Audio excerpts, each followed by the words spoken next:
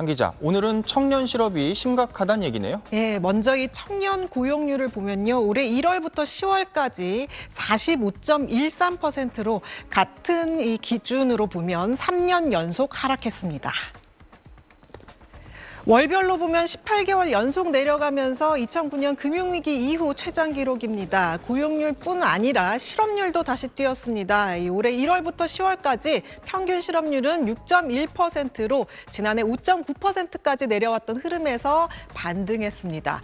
실업률은 구직 활동을 한 사람 가운데 취업을 못한 사람을 말합니다.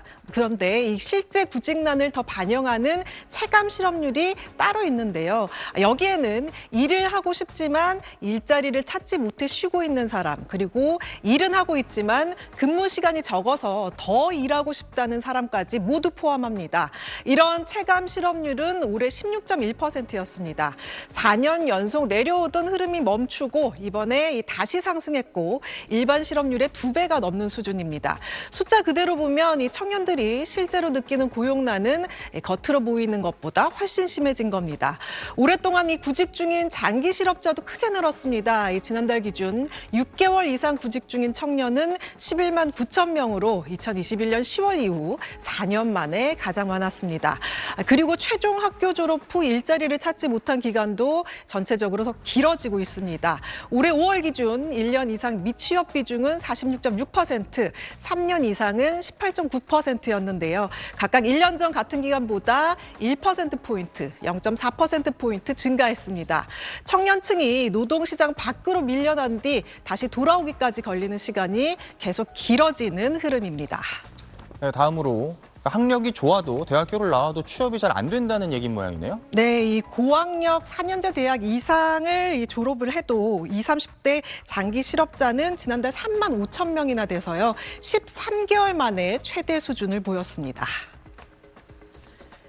연령대를 5세 단위로 보면 25세에서 29세가 가장 많습니다. 이 연령대에서만 19,000명이 학사, 석사, 박사학위를 갖고도 6개월 넘게 취업을 못하고 있는 상태입니다.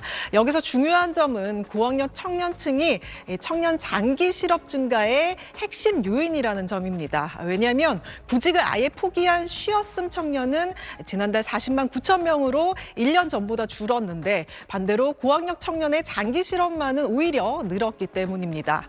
그만큼 일자리가 이 미스매치가 더 심해졌다는 뜻인데요. 전문가들은 대기업들이 신입보다 경력직 중심으로 채용하는 흐름과 그리고 국내 기업의 대미 3,500억 달러 투자 확대에 따른 고용 여력 축소, 여기에 산업 전반의 AI 기술 확산까지 겹치면서 고학력 청년층이 구직 과정에서 더 불리한 구조로 밀리고 있다고 분석합니다. 또 이 한 가지 우려되는 부분은 이 청년 인구는 빠르게 줄고 있지만 고학력 장기 실업만 반대로 증가하고 있다는 점인데요. 인구가 줄면 경쟁이 완화하는 것이 보통인데 지금은 그 반대로 나타나고 있다는 거죠. 결국 고학력 청년층이 취업문이 좁아지고 있는 변화를 가장 먼저, 가장 크게 체감하고 있는 겁니다. 네, 마지막으로 소상공인들이 대출을 추가로 받을 수 있는 모양이네요. 네, 총 3조 3천억 원 규모의 성장 촉진 보증부 대출을 오늘부터 8개 은행에서 신청 가능하게 됩니다. 이번 상품의 가장 큰 특징은 지역신용보증재단을 따로 방문할 필요 없이 보증심사와 대출을 은행에서 한 번에 받을 수 있다는 점입니다. 대출 한도는 개인 사업자 최대 5천만 원, 법인은 최대 1억 원이고요. 상환은 최대 10년 분할, 거치기간 최대 3년까지 가능합니다. 지원 대상은 현재 사업을 운영 중이면서 신용평점 710점 이상, 업력 1년 이상, 그리고 이 매출 증가나 수익성 개선 같은 경쟁력 강화 계획을 입증할 수 있는 소상공인입니다.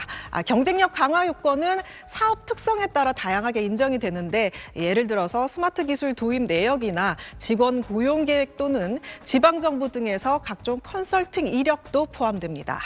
네, 한 기자 잘 들었습니다.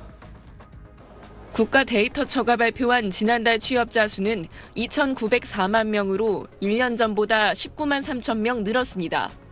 취업자 수 증가폭은 올 들어 지난 5월과 9월을 제외하고는 매달 10만 명대를 유지하고 있습니다. 하지만 연령대로 놓고 보면 차이가 뚜렷합니다. 60세 이상과 30대 취업자가 각각 33만 4천 명과 8만 명 증가했지만 나머지 연령대는 모두 취업자가 줄었습니다. 특히 15에서 29세 청년층 취업자는 16만 3천 명이나 감소했습니다. 청년 고용률은 44.6%로 1%포인트 하락해 18개월째 하락세입니다. 데이터처는 경력직 위주 채용, 수시 채용이 청년에게 불리하게 작용하고 있다며 청년층이 많이 가는 산업군인 제조업 상황이 안 좋은 부분도 영향이 있다고 설명했습니다. 취업자 증가세는 지속되었으나 농림업, 건설업, 제조업 등의 취업자 감소가 지속되면서 증가폭은 축소되었고 산업별로 보면 양질의 일자리로 분류되는 제조업, 건설업 부진이 이어졌습니다.